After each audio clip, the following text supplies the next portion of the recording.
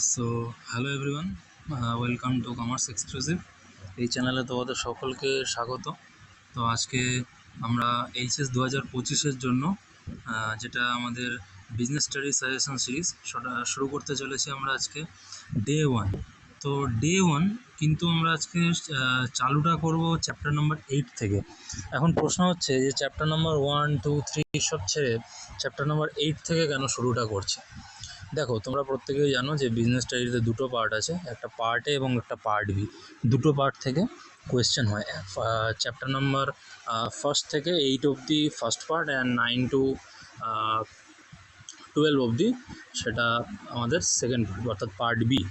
But এখানে 8 নম্বর চ্যাপ্টারটা প্রথমে শুরু করলাম বিকজ অনেক স্টুডেন্ট এখনও আছে যারা কিনা সিরিয়াসলি পড়াটা শুরু করেনি এখনও। বহু স্টুডেন্ট আছে ফিনান্সিয়াল কারণে করতে পারেনি, বিভিন্ন স্টুডেন্ট আছে বিভিন্ন কারণবশত তারা করতেটা পারেনি।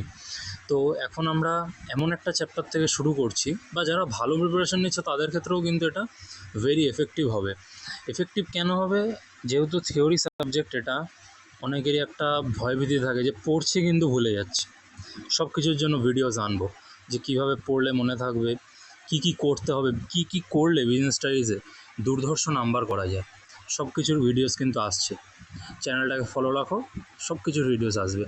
তা আজকে এই চ্যাপ্টারটা নির্বাচন করার কারণ হচ্ছে এখানে খুব অল্প তোমরা জিনিসপত্র পড়ে এখান থেকে যত নম্বর আসে, সেটা এসএকিউ হোক, এমসিকিউ হোক, বিটিকিউ হোক, তোমরা সব কিছু এখান থেকে পারবে এবং নিজে লিখতে পারবে। সব থেকে বড়ো কথা, একটু যদি বুঝে পড়ো, যার কাছে যে টেক্সট বই আছে সেইটা যদি একটু বুঝে পড়ো, সেখান থেকে কিন্তু ইজিলি তোমরা পারবে।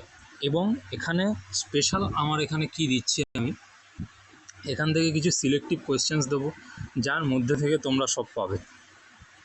একদম টেনশন করার কোনো দরকার নেই, যেগুলো দিচ্ছি চোখ বন্ধ করে পড়ে নাও শুধু। তোমাদের এখনও মোটামুটি 6 to 6.5 মান্থস এরকম কিছু আছে তোমাদের হাতে এখনও এইচএস অবধি। টেস্টের আগে হয়তো 4 মান্থস তোমরা পাচ্ছ। It is a more than enough for preparing business studies. Okay, so অনেক টাইম আছে তোমাদের কাছে। তোমরা এখন থেকেই, যদি আমি বলবো যারা একটু দুর্বল স্টুডেন্ট, তারা যদি এখন থেকে প্রতিদিন একটা করেও কোয়েশ্চেন করো, আমি যেগুলো বলছি পড়তে সেগুলো, তবে তোমরা কিন্তু ভালো পারবে। এখন কিছু আমাদের ব্রাইট স্টুডেন্টস যারা আছো, যারা একটু বেশি করে পড়তে চাইছো, যে আমরা সবটাই পড়তে চাইছি, তারা আবার নিরাশ হয়ে যাবে যে না, আমাদের জন্য প্রশ্ন কই। সবার জন্য সব রকমভাবে বানানো আছে, শুধু ভিডিওটা দেখতে থাকো। সবার জন্য বলবো, সবাইকে গাইড করব যে কিভাবে করলে তোমার নাম্বারটা তোমার ইচ্ছা অনুসারে তুমি পাবে, তোমার লক্ষ্যটা তুমি কিভাবে পূরণ করতে পারবে। যে 100-তে 100 চাইছো, সে কীভাবে 100-তে 100 পাবে। যে মনে করছো যে না আমার 90 হলে হবে, সে কি করতে হবে। যে মনে করছো যে না আমি মোটামুটি 60 to 70% নিয়ে পাশ করে গেলেও হবে, সবার জন্য আছে। এবং স্পেশাল কিছু টিপস প্রত্যেকের জন্য বলবো, শুধু ধৈর্য ধরে ভিডিওটাকে দেখে যাও। তো আজকের থেকে যে সিরিজটা চালু হচ্ছে, এখানে তোমরা পাবে সব চ্যাপ্টারই আমি কভার করানোর চেষ্টা করব। সেটা এখন আজকে আমি প্রশ্নমান 4-এর প্রশ্নগুলো দেবো। এখান থেকে 4 মার্কসের কোয়েশ্চেন আসে, একটা করে কোনো ইয়ার অর থাকে, যে একটার অরে আর একটা তোমাকে লিখতে হবে। ঠিক আছে, তোমাকে সেখানে যে কোনো একটা, কিন্তু যদি তোমাকে একটাই দেয় তোমাকে কিন্তু ওটা ম্যান্ডেটরিলি লিখতে হবে। ঠিক আছে, সো কিছু করার নেই সেক্ষেত্রে। যদি এই চ্যাপ্টারটার থেকে খুব ইজি কোয়েশ্চেন আসে। আর 4 মার্কসের ক্ষেত্রে ফার্স্টেই বলি, তোমরা 5 থেকে 6টার বেশি পয়েন্ট লিখতে যাবে না, কেননা অতটা বেশি টাইম পাবেও না লেখার। ঠিক আছে, আর পয়েন্টের ভিতর 1.5 থেকে 2 লাইনের বেশি তোমরা লিখবে না। ঠিক আছে, একটা ধরো পয়েন্ট লিখলে, কোনো ধরো বৈশিষ্ট্য লিখতে দিয়েছে, সেখানে তুমি ওখানে ধরো 6টা পয়েন্ট লিখলে বা 5টা লিখলে, তুমি এরকম দিও না, তাইলে আবার নাম্বারের উপর একটা এফেক্ট পড়ে।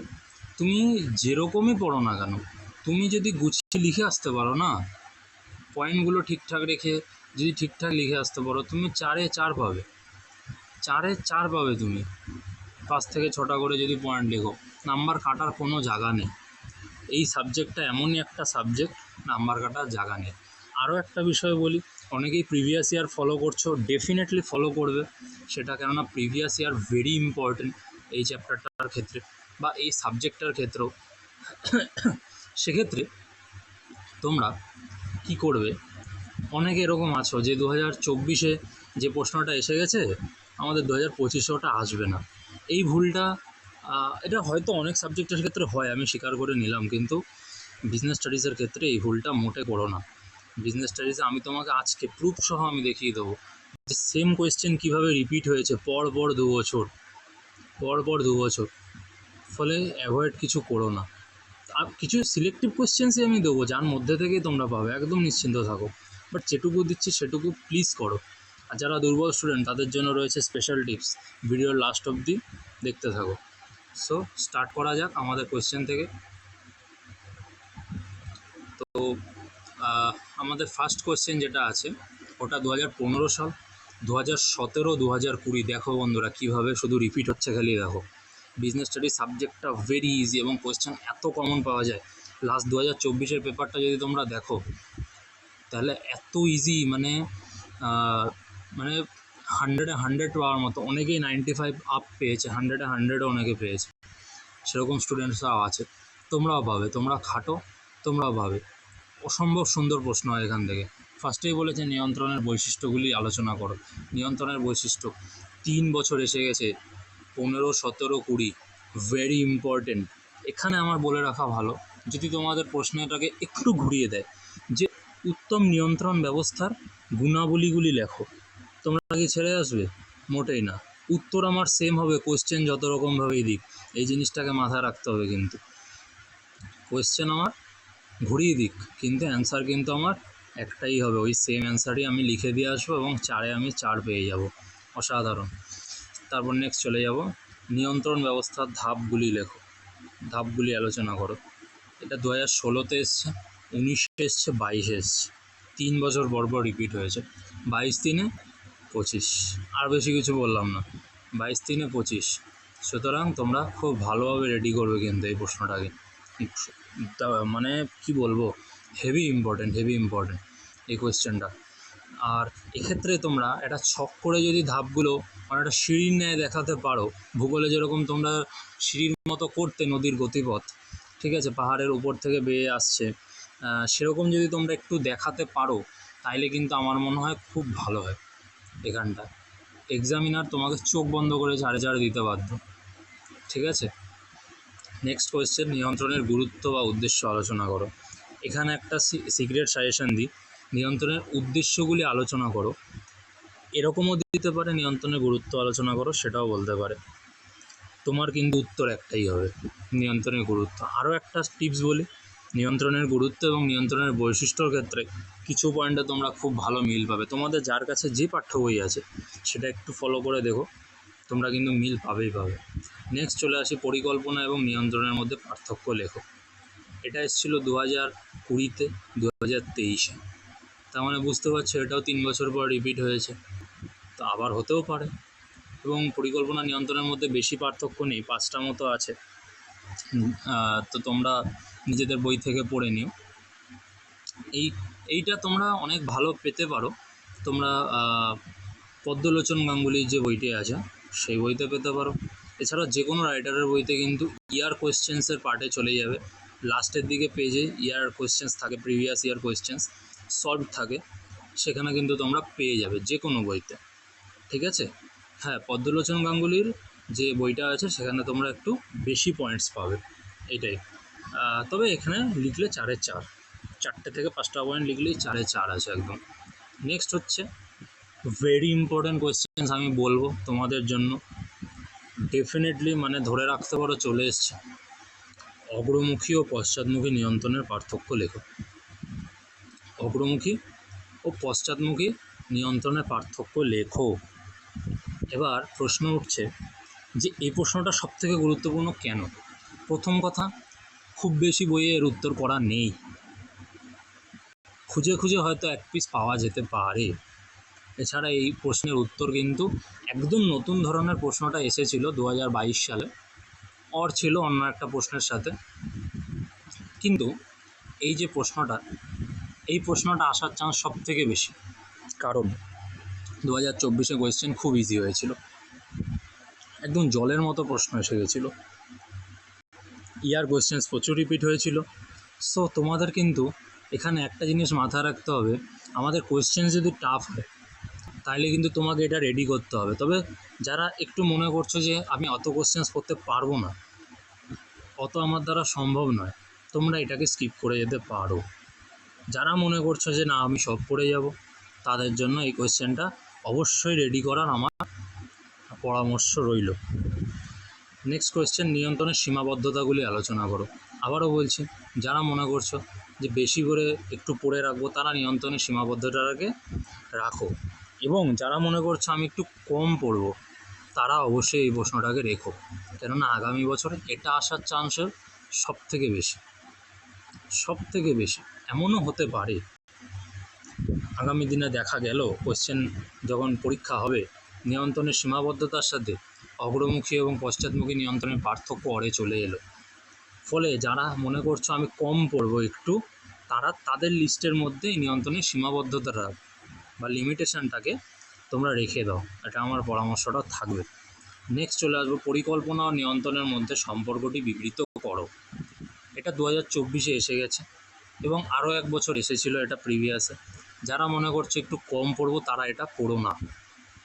যারা মনে করছো আমি সব পড়ে যাব, তারাও চাইলে এটাকে বাদ দিতে পারো, তবে রিস্ক নিও না, কেননা আমরা বিজনেস স্টাডিজে দেখেছি যে পরপর 2 বছর সেম কোয়েশ্চেন্স চলে এসেছে।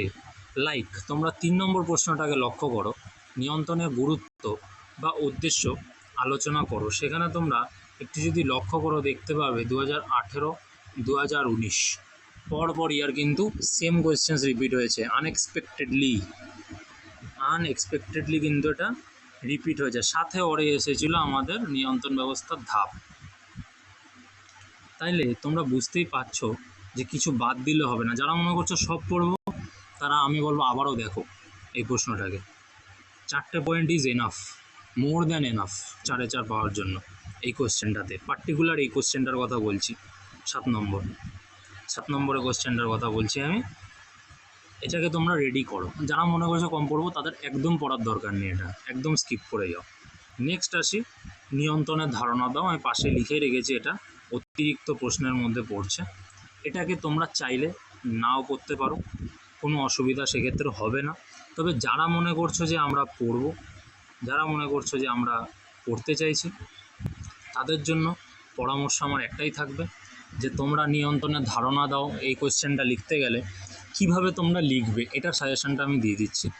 নিয়ন্ত্রণের সংজ্ঞা দেবে তোমরা, অর্থাৎ কাকে বলে। নেক্সট লিখবে নিয়ন্ত্রণের বৈশিষ্ট্যগুলি কী কী, ঠিক আছে? 3টে পয়েন্ট দেবে, 3টে এখানে। নেক্সট নিয়ন্ত্রণের গুরুত্ব বলে পয়েন্ট করে 3টে দেবে। 3টে কটা হলো? বৈশিষ্ট্য 3টে, গুরুত্ব 3টে, 6টা পয়েন্ট, এবং সাথে সংজ্ঞা দিয়ে যদি প্রশ্ন তোমাকে ঘুরিয়ে দেয় নিয়ন্ত্রণের ধারণা দাও, এরকম একটা প্রশ্ন দিয়ে দিল, এটা তোমরা যারা একটু অল্প পড়তে চাইছো, তারাও কিন্তু এই প্রশ্নটা আসলে গুছিয়ে লিখে আসতে পারো। যদি তোমাদের নিয়ন্ত্রণের বৈশিষ্ট্য এবং নিয়ন্ত্রণের যদি তোমাদের গুরুত্ব যদি পড়া থাকে বৈশিষ্ট্য এবং গুরুত্ব, তবে কিন্তু তোমরা এই নিয়ন্ত্রণের ধারণা এই প্রশ্নটাকে ইজিলি তোমরা বানিয়ে লিখতে পারবে। এখান থেকে 3টে পয়েন্ট নেবে, এখান থেকে 3টে পয়েন্ট নিয়ে যোগ করে তোমরা 6টা পয়েন্ট বানিয়ে দেবে, কোনো আপত্তি নেই। শুধু পয়েন্টগুলো আলাদা আলাদা করে লিখবে, আর পয়েন্ট করবে কালো কালি দিয়ে, লিখবে তোমরা নীল কালি দিয়ে। নম্বর পেতে বাধ্য, দুর্ধর্ষ নম্বর হবে মিলিয়ে নেবে। তো এই ছিল আজকের আমাদের নিয়ন্ত্রণের সাজেশন। এরপর এই 8টা প্রশ্নের মধ্যে থেকেও ছেটে আমি নামিয়ে অনেকগুলো কম করে দেবো কোয়েশ্চেন্স। ওটা আলটিমেট সাজেশন। তোমাদের টেস্ট পরীক্ষা যখন হয়ে যাবে, তখন তারপর যখন টেস্ট পেপারগুলো বেরাতে থাকবে, তখন আমি আলটিমেট সাজেশন করে দেবো ফাইনালের আগে, যে কতটুকু কোয়েশ্চেন্স তোমরা লিমিটেড পড়ে যাবে। এখানে যেগুলো আমি বললাম না অতিরিক্ত পড়তে, তার মধ্যে থেকেও আমি বেছে দেবো যেগুলো কিনা তোমরা পরীক্ষার প্রশ্নে দেখতে পাবে, ঠিক আছে? যেগুলো প্রবল সম্ভাবনা, সেগুলো কিন্তু আমি বাছাই করে দেবো। তোমাদের চ্যানেলের সাথে যুক্ত থাকো, সাবস্ক্রাইব করে বেল বাটনটা তোমরা ক্লিক করে রাখো, যাতে পরবর্তীকালে এরকমই আরও নতুন নতুন ভিডিওগুলো এবং কাজের ভিডিও, সবথেকে বড় কথা, তোমাদের 6 মাস পর পরীক্ষা, এইচএসদের কাজের ভিডিও তোমাদের এখন দরকার, ঠিক আছে?